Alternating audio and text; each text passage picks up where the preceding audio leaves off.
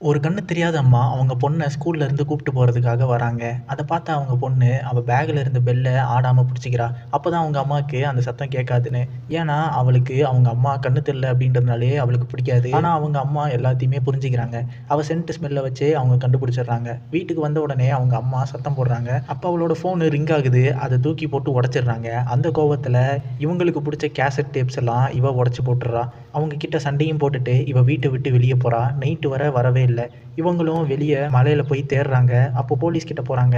அவங்க ஒரு பாடிய காமிச்சு, அது உங்க பொண்ணான்னு பாருங்கன்னு சொல்றாங்க. இவங்களும் போய் செக் பண்றாங்க. அப்போதான் அவங்களுக்கு உயிரே வருது. அது அவங்க பொண்ணே இல்லன்னு.